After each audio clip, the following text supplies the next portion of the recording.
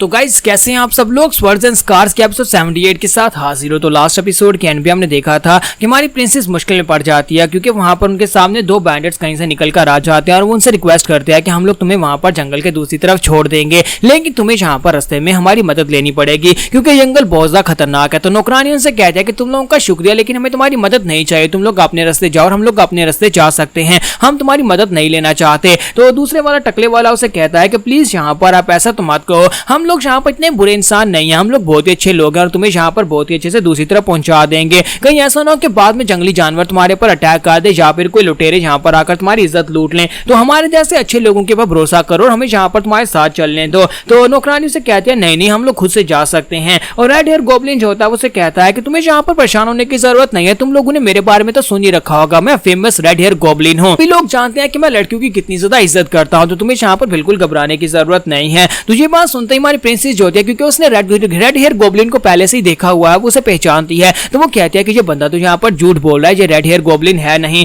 और इसी के साथ ही नौकरानी उसे कहती है कि प्लीज यहाँ पर आप लोग अपने रास्ते जाए, हम लोग अपने रास्ते जाएंगे। और दोनों जो होते हैं वो काफी गुस्सा आ जाते हैं और कहते हैं कि लगता नहीं है कि तुम लोग इतनी आसानी से मानने वाली हो, तो फिर हमें यहाँ पर थोड़ी सी जबरदस्ती तो करनी पड़ेगी। और दोनों और भी ज्यादा घबरा जाती हैं और जैसे उनमें से एक अपना हाथ आगे बढ़ाता है उनके ऊपर अटैक करने के लिए, तो प्रिंसेस अपने पास से अपने सोने का नाइफ निकाल लेती है। उसके पास एक रॉयल डैगर होता है, वो उस रॉयल डैगर को निकालती है और कहती है कि दूर रहो वरना मैं तुम्हें मार डालूंगी। तो ये देखते ही दोनों लुटेरे जो होते हैं उनके तो मुंह खुले के खुले रह जाते हैं। वो कहते हैं कि देखो तो जरा इस लड़की के पास कितना खूबसूरत डैगर है और ऊपर से ये सोने का बना हुआ है, लगता है काफी ज्यादा कीमती होगा। अब तो हमारा जैकपॉट लग गया, अब यहाँ पर हमें एक डैगर भी मिल गया और साथ में यहाँ पर मजे भी करेंगे। उनके लिए यहाँ पर एक एक लड़कियां दोनों यहाँ पर मजे करेंगे। तो नौकरानी चलाकर उनसे कहती है अपनी बकवास बंद करो, शायद तुम्हें पता नहीं है कि तुम लोग किसके सामने इतनी बदतमीजी से बात कर रहे हो, तुम्हें यहाँ पर सोच समझकर बात करनी चाहिए, क्योंकि अगर तुम लोग यहाँ पर बदतमीजी से बात करोगे तो फिर तुम्हें यहाँ पर रॉयल आर्मी पकड़ लेगी और उसके बाद तुम्हें सजाए मौत दी जाएगी। तो ये बात सुनने के बाद वो दोनों और भी ज्यादा खुश हो जाते हैं और कहते हैं कि इसका मतलब यह है कि ये दोनों किसी नोबल बैकग्राउंड से हैं।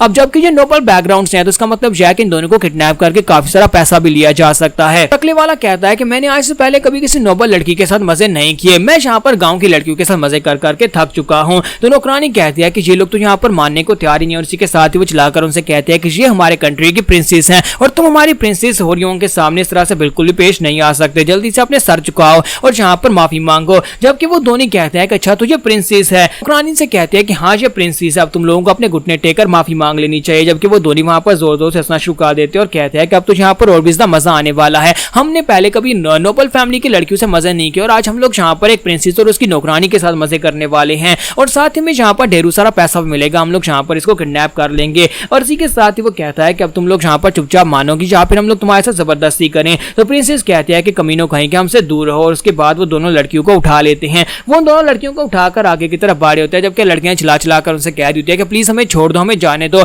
वरना रॉयल आर्मी तुम्हें बिल्कुल भी नहीं छोड़ेंगे, हमारा किंग तुम्हें नहीं छोड़ेगा। रेड हेयर गॉब्लिन उसे कहता है कि तुम यहाँ पर चुप रहो, अगर तुम यहाँ पर चुपचाप नीचे पड़ी रहोगी तो उसके बाद तुम्हें भी बहुत ज्यादा मजा आने वाला है और उसके बाद हम तुम्हें जाने भी देंगे। लेकिन इसी के साथ ही वहां पर से गंदी स्मेल आना शुरू हो जाती है। तो वो कहता है कि अचानक से गंदी स्मेल कहां पर से आ रही है और साथ ही वो चिल्लाकर कहता है कौन कमीना है जो यहाँ पर गंदी स्मेल फैला रहा है। और दोनों जब वहां पर रुक जाते हैं और आसपास देखना स्टार्ट करते हैं तो झाड़ियों के अंदर वहां पर कोई बैठा होता है। झाड़ियों के अंदर वहां पर एक बड़ा सा बंदा जो होता है वो पार्टी करने के लिए बैठा होता है। तो जैसे वहां पर से बाहर निकलता है तो उसका कद भी काफी ज्यादा बड़ा होता है, बिल्कुल एक जायंट की तरह। तो वो उन दोनों के सामने आकर खड़ा हो जाता है। वो दोनों लड़कियों को छोड़ देते हैं और कहते हैं कौन हो तुम। तो लड़कियां बेचारियां वहां पर नीचे गिर जाती है, रोना शुरू कर देती हैं। जब किसी के साथ ही वो जायंट जो होता है उनके सामने आकर खड़ा हो जाता है और उनसे कहता है देखो तो जरा तुम कमीने लोग यहाँ पर कितने ज्यादा घटिया हो, पहले तो तुम लोगों ने यहाँ पर लड़कियों को अगवा किया, उसके बाद उनको रुला दिया और उसके बाद तुमने यहाँ पर मुझे पार्टी करते हुए डिस्टर्ब कर दिया है, इसके लिए तो तुम्हें यहाँ पर सजा मिलनी ही चाहिए। और इसी के साथ ही वो जायंट उन दोनों से कहता है कि इससे पहले कि मैं तुम दोनों को जान से मार डालूं, क्या तुम लोग यहाँ पर मुझे अपना नाम बताना चाहोगे कि तुम लोग कौन हो। तो इसी के साथ ही रेड हेयर डेविल उसे अपने बारे में बताता है कि मैं रेड हेयर गॉब्लिन हूँ। उसकी बात सुनने के बाद वो बड़ा जायंट जो होता है उसे कहता है कि तुम यहाँ पर अपने बालों को कलर करके तुम्हें लगता है कि तुम यहाँ पर रेड हेयर गॉब्लिन नाम ले सकते हो,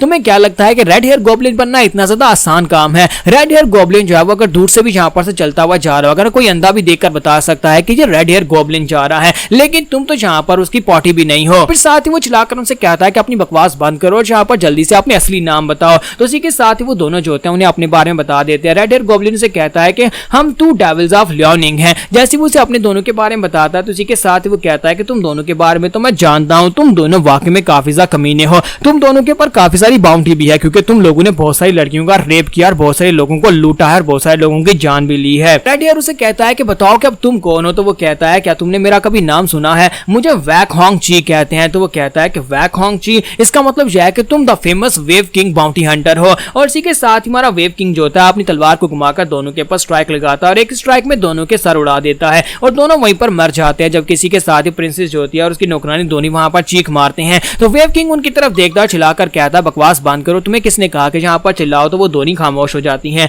तो उन दोनों को मारने के बाद वेव किंग उनसे कहता है तो बताओ कि तुम दोनों यहाँ पर कर क्या रही हो? मैंने सुना है कि तुम लोग यहाँ पर किसी को ढूंढ रही हो। क्या तुम्हें लगता है कि यहाँ पर इतना आसान है किसी को ढूंढना? तुम इस वक्त जंगल में, और जंगल में बहुत सारे बैंडिट्स और बहुत सारे जंगली जानवर हो सकते हैं। तो वेव किंग उनसे कहता है कि मैं इस जगह सच्ची तरह से वाकिफ हूँ। ये जगह यहाँ पर दो अकेली लड़कियों के लिए बिल्कुल भी नहीं है। तुम्हें यहाँ पर से वापस घर चले जाना चाहिए, अभी भी टाइम है, वापस चली जाओ। तो नौकरानी से कहते हैं कि सर आपका बहुत बहुत शुक्रिया। जबकि हमारी प्रिंसेस जो होती है वो कुछ भी नहीं कहती। तो वेव किंग वहां से पीछे मुड़ जाता है। तो प्रिंसेस कहती है कि मैंने तुम्हारे बारे में सुना है कि तुम्हारा नाम वेव किंग है, इसका मतलब यह है कि तुम भी एक फेमस बाउंटी हंटर हो। वेव किंग वहीं पर रुक जाता है। तो उसी के साथ ही नौकरानी कहती है कि प्रिंसेस आप यहाँ पर इससे बात क्यों कर रही हैं? तो उसी के साथ प्रिंसेस कहती है मैंने तुम्हारा बहुत सारा नाम सुना है कि तुम एक फेमस बाउंटी हंटर हो, तुम पैसों के लिए कुछ भी करते हो। तो क्या तुम यहाँ पर पैसों के बदले में यहाँ पर हम दोनों के बॉडीगार्ड बनोगे? क्या तुम हमें यहाँ पर एक इंसान को ढूंढ कर दे सकते हो जिसे हम लोग ढूंढने की कोशिश कर रहे हैं? देखकर ही लगता है कि तुम एक लालची इंसान नहीं हो, वरना जब तुमने यहाँ पर मेरे पास मेरे ड्रैगन मार्च ब्लेड को देखा जो कि एक रॉयल फैमिली का डैगर है, वो बहुत ज्यादा कीमती है, तो तुम यहाँ पर मेरे पास उस डैगर को छीनने की कोशिश कर सकते थे।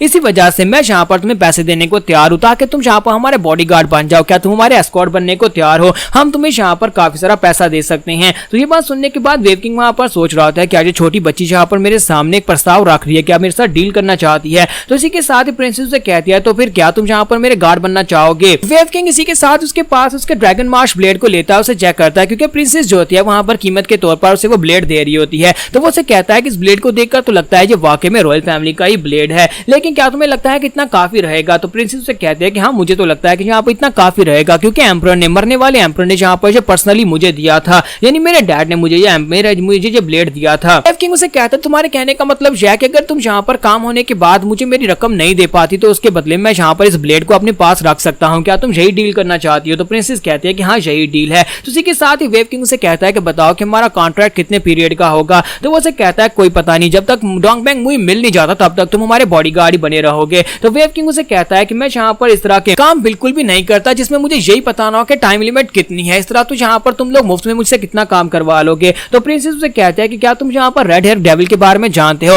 रेड हेयर गॉब्लिन जो है वो भी उस लड़के के साथ है जिसको मैं ढूंढ रही हूँ, दोनों एक साथ ही होंगे। तो अब मुझे लगता है कि तुम्हारे लिए उसको ढूंढना आसान हो जाएगा। तो वेव किंग कहता है कि हाँ मुझे लगता है कि यहाँ पर उसको ढूंढना आसान हो जाएगा। वेव किंग कहता है चलो फिर ठीक है, मैं तुम्हारा गार्ड बनने को तैयार हूँ, तुम्हारा एस्कॉर्ट बनने को भी तैयार हूँ, अब मेरी पेमेंट की बात हो जाए। तो प्रिंसेस कहते हैं कि मैं यहाँ पर तुम्हें उतनी पेमेंट करूंगी जितनी तुम मांगोगे, लेकिन उससे पहले यहाँ पर डोंग बैंग मुई को ढूंढना होगा। तो वेव किंग देखता है कि वो काफी ज्यादा सीरियस है, तो फिर साथ उसकी बात सुनने के बाद कहता है चलो फिर ठीक है, मैं यहाँ पर कॉन्ट्रैक्ट को मान लेता हूँ। तो यहाँ पर हम लोग अपनी एपिसोड 78 का एंड करेंगे और नेक्स्ट एपिसोड में देखेंगे आगे यहाँ पर और क्या होने वाला है। तो एपिसोड की एक्सप्लेनेशन अच्छी लगी तो कमेंट करके जरूर बताइएगा और वीडियो को लाइक करना मत भूलिएगा। Thank you.